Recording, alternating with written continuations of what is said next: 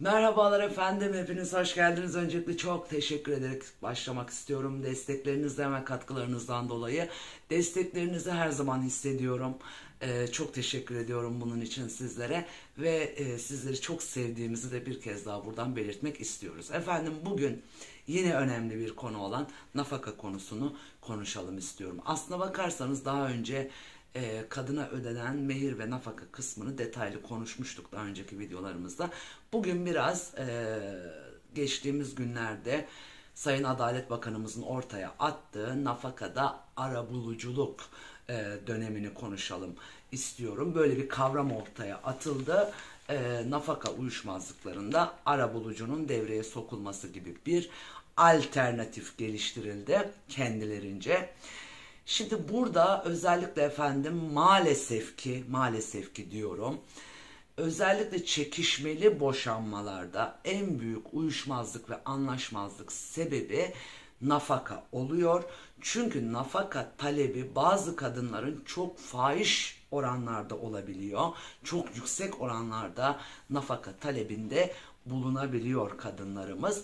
Bu da işte o çekişmenin daha da şiddetlenmesine, kavgalara varmasına, hatta cinayetle sonuçlanmasına kadar gidebiliyor. Maalesef ki cinayetle sonuçlanan vakalara da rastlıyoruz. Çünkü efendim bugünün ekonomik koşullarını göz önünde bulundurduğumuzda insanların yaşaması da hayatta kalması da çok kolay bir iş değil, kolay bir hal değil. Bu durum kadını haklı mı kılıyor? Hayır, kesinlikle kastettiğimiz bu değil. Bugünün ekonomik koşulları ve özellikle insanların kolay yoldan para kazanma içgüdüsüyle hareket etmesi, piyasa ahlaksızlığını tetiklemesi, piyasa ahlaksızlığının dümen ekonomisine dönüşmesine sebebiyet veriyor maalesef ki. Bu durum ister istemez kadın erkek ilişkilerini de, aile ilişkilerini de, kadının kocasına bakış açısını da etkiliyor, sosyolojik yapıyı da ister istemez değiştiriyor. Bu durumda yani dümen ekonomisinin hakim olduğu bir ortamda, piyasa ahlaksızlığının hakim olduğu bir ortamda kadının da erkeği gelir kapısı olarak görmesine sebebiyet veriyor aslında. Gördüğünüz üzere hepsi birbiriyle bağlantılı. Özellikle aile ilişkilerinde, kadın erkek ilişkilerinde günümüz kadını, bakın geçmişteki kadınlardan bahsetmiyoruz. Günümüz kadını erkeği gelir kapısı olarak görmeye başladı. Yani evlilik kurumunu, evlilik müessesesini daha iyi şartlarda yaşamak, daha özgür yaşamak olarak görmeye başladı. Aşk, sevgi gibi kavramlar zaten ortadan kalktığı gibi tamamen çıkara dayalı, tamamen menfaate dayalı evlilikler daha fazla karşımıza çıkmaya başladı. Yani bütün evlilikler için bu genellemeyi yapamayız. Lakin bu çıkar ve menfaat evlilikleri mevcut sosyolojik konjektürden dolayı karşımıza daha fazla çıkmaya başladı. Menfaatine ters düştüğünde de kadın boşanmak istiyor. Bakın efendim, özellikle son dönemlerde çok fazla bu durumla karşılaşıyorum. Kadınlarımız, kızlarımız daha çok sırf daha iyi koşullarda yaşamak için, daha iyi şartlarda yaşamak için zengin koca hayaliyle evliliğe adım atıyorlar. Hep bir zenginlik hayaliyle evliliğe adım atıyorlar. Zaten ahlak dışı bir düşünceyle evlilik kurumuna adım atılıyorsa o evlilik kurumundan ne hayır beklenebilir ki? Herhangi bir hayır da beklenmiyor. Gördüğünüz gibi bir hayra da vesile olmuyor maalesef.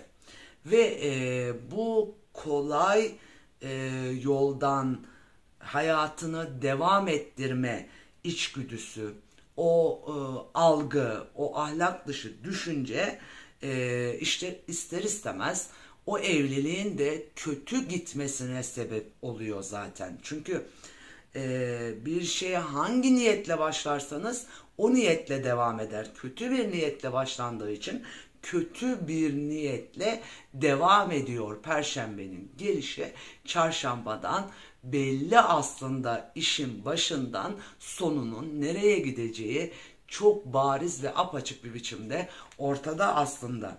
Bu evlilikten artık kimseye hayır gelmez. Ne topluma ne ailelere bir hayır gelmez efendim. Zaten babalar da artık, yani aileler de artık delikanlının ahlaklı olup olmadığını, İslami değerlere sahip olup olmadığını sorgulamıyor. Ne kadar parası olduğunu ve ne kadar geliri olduğunu sorguluyor. Dolayısıyla aslında bir nevi evlilik kurumuna başlangıç aslında kötü bir niyetle başlandığı için sonunda maalesef ki kötü bitiyor ve aradan 9 ay geçer geçmez, 9 ayın hemen ardından efendim anlaşamadık, boşanıyoruz. Daha 9 ayda neyi anlaşamadığınızı anladınız mesela 9 ayda. Ben şundan adım gibi eminim ki birbirlerinin gözlerinin içine doğru düzgün bakmamışlardır. Birbirlerinin yüzüne doğru düzgün daha bakmamışlardır. Göz rengini dahi birbirlerinin bilmiyorlardır. Bu da çok önemli değil zaten. Bu andan itibaren efendim boşanıyoruz. Anlaşamadık, boşanıyoruz. Neyi anlaşamadınız? Teninin rengini daha kadının anlayamadan erkek boşanmak, işte bu yani kötü başlayan kötü sonuçlanıyor. Boşandığımıza göre de hop bingo, nafakaya hak kazandık. Nafaka alabiliriz. Gelelim şimdi ne kadar nafaka alabileceğimize.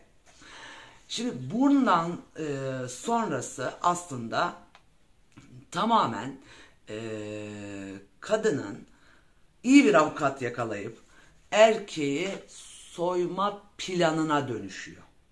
Yani bunun andan itibaren artık nafakaya hak kazandığımıza göre hiçbir çaba harcamadan, hiçbir emek vermeden, çalışmadan, üretmeden, kolay yoldan para kazanma kapısı olarak görülmeye başlandı nafaka. Maalesef ki bu gerçeği görmek zorundayız. Hiçbir çaba harcamadan gelir elde etmeye başlıyor kadın. Güzel bir hayat, yani kolay bir hayat, kolay yoldan geçim kapısı, ne güzel hayat işte efendim. Bunun adı maalesef ki başkasının sırtından geçinmektir. Soygundur bunun adı. Bu soygunun, işte bu soygunun durdurulması lazım.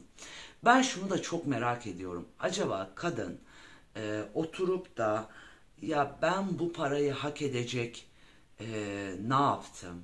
Ben bu parayı acaba hak ediyor muyum? Bu para hak mıdır, adalet midir, benim hakkım mıdır diye düşünüyor mu? Ben çok düşündüğünü zannetmiyorum, düşündüğünü de görmüyorum.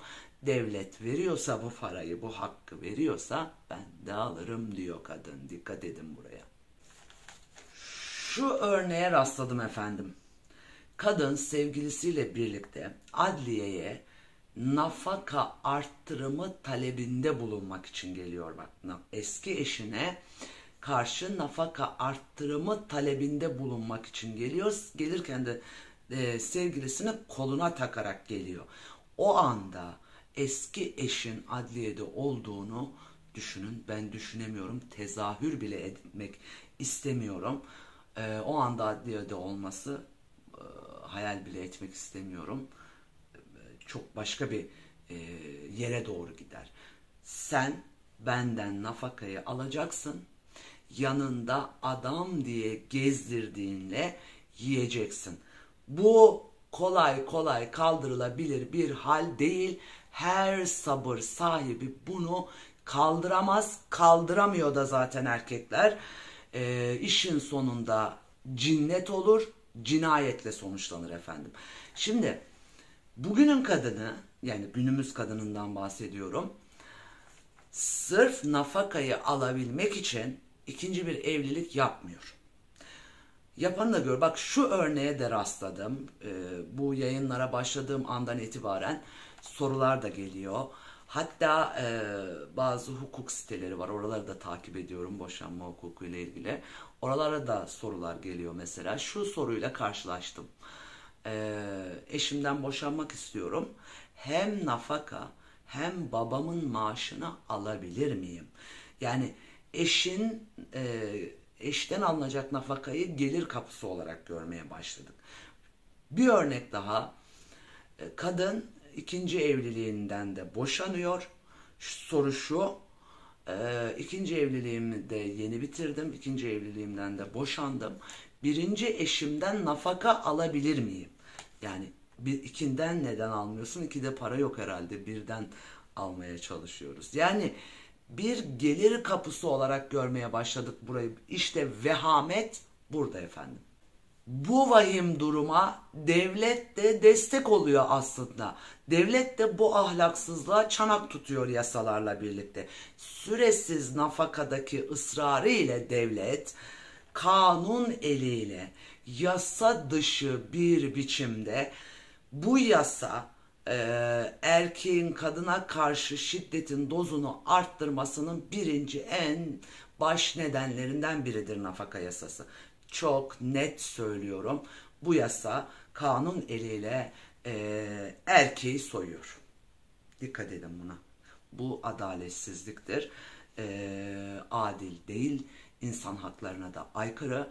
Eşitlik ilkesine de aykırı. Eşitlik ilkesiyle de çelişmektedir bu yasa. Zorbalık bunun adı. Hiçbir kanunda, dünyanın hiçbir yerinde böyle bir adaletsiz uygulama göremezsiniz. Şimdi geldiğimiz noktada da efendim bu sorunu çözebilmek için devlet büyüklerimiz diyor ki, efendim karı koca eşler siz birbirinizle anlaşamıyorsunuz. Arabulucu veriyorum size. Arabuluculuk kurumunu devreye sokuyorum. Arabulucularda avukatlar olacak. Kurumunu devreye sokuyorum. Arabulucu sizi anlaştırsın. Ya zaten yanlış başlayan bir iş yanlışlarla devam ediyor. Yani nafakanın kendisi yanlış zaten. Yanlışı bir başka yanlışla devam ettiriyoruz, tetikliyoruz. Şimdi efendim net bir biçimde söylüyorum. Arabuluculuk kurumu devreye sokulursa daha fazla kadın ölümleriyle karşılaşacağız. Nafaka konusu başlı başına bir problemken problemi büyütecek. Bu büyüyen problemin neticesinde bu uygulama daha fazla kadını öldürtecek. Hatta iddialıyım, arabulucunun da hayatı risk altında, tehlike altında. Çünkü şöyle haberlerle karşılaşabiliriz. Bu müessese, bu arabuluculuk kurumu devreye sokulduğunda cinnet geçiren koca eski eşini ve arabulucuyu öldürdü. Haberlerini de izleyebiliriz. Cinnet haline dönüşebilir bu. Çünkü başta da söylediğim gibi haksız bir biçimde, metazori bir biçimde erkekten alıp kadına veriyoruz.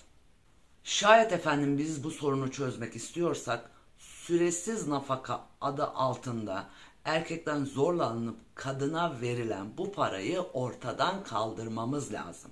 Süresiz nafakanın ortadan kaldırılması lazım. Şunu da düşünün, yani düşünelim. Bu neyin parası? Yani neden biz bu parayı erkeklerden alıyoruz? Neyin mağduriyeti mesela? Kaybolan yıllarımızı mı satıyoruz? Kaybolan yıllarımızın parası mı bu? Mağduriyet mi? Neyin mağduriyeti mesela? Biz neyin mağduriyetini yaşıyoruz? Hangi mağduriyetten bahsediyoruz mesela? Hani ortada bir mağduriyet varsa erkeği iki kere mağdur ediyoruz. Bir, hayatındaki kadını kaybediyor. En tatlı anılarını kaybediyor. İki, soygun biçiminde parası gasp ediliyor aslında. Bir de böyle bakmak lazım olaya. İş bulamıyoruz. Savunu biçimi de geliştirebiliyor kadınlar. Kadınların iş bulamamasının sebebi boşanmaları veya erkekler değil, boşandığı eşleri değil. Bir istihdam politikası olmayan hükümetin mesuliyeti, sorumluluğu, onun kabahati, ortada bir kabahat varsa bu erkeğin değil. Bir istihdam politikası yaratamayan, kadınlara iş sahası açamayan hükümetin sorunu bu sorun, erkeğin değil. Devlet boşanan ya da boşanmayan hiç fark etmez kadına iş sahası açamıyor. Onun yerine erkekten alıp kadına mı veriyor? Yani çözüm bu mu? Bundan mı biz namalanacağız mesela? Böyle mi toplumsal geçimimizi sağlayacağız? Bu çok akla, izana sığan bir şey değil. Çok akıl işi gelmiyor bana efendim. Akıllı bir düşünce yapısı da gelmiyor bana. Şayet efendim ortada bir çocuk varsa, çocuğun nafakasını adil bir biçimde kadın ve erkek birlikte karşılamak zorunda. Avrupa'da böyle kanunlar.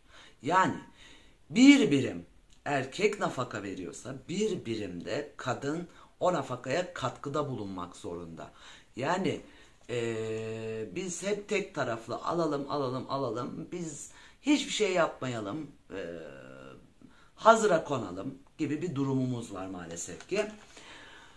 Şimdi burada efendim kadının çalışmıyor olması her ne kadar devletin yanlış istihdam politikasının sonucu olsa da artık günümüz toplumunda insanlar kolaycılığa, kolay yoldan para kazanmaya doğru kaymaya başladı. Yani devlet eliyle erkeği soymak varken niye çalışayım diyor kadın. Neden çalışayım ki? Neden bir işe girip emek vereyim ki? Kanun eliyle erkeği soymak varken gerek yok efendim yani buna. Böyle de bir düşünce yapısı var maalesef ki toplumda. Efendim bu durum çalışan kadınlara da haksızlık. Üreten kadınlara da haksızlık. Sanayide kaynak yapan kadın da gördüm. Çay dağıtan kadın da gördüm. Tarlada çalışan kadın da gördüm. Yani bu kadınlar kadın değil mi? Bu kadınlara haksızlık değil mi? Hem haksızlık hem de yeni yetişen nesile kötü örnek oluyoruz bu halimizde. Bu kötü bir örnek teşkil ediyor.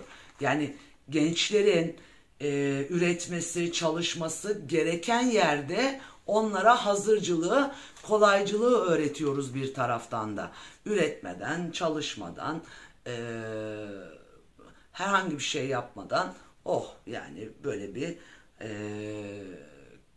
böyle bir hayat tarzı insanların kendisine oluşturmasına sebebiyet veriyoruz aslında. Yazık oluyor gençlerimize, gerçekten çok yazık oluyor.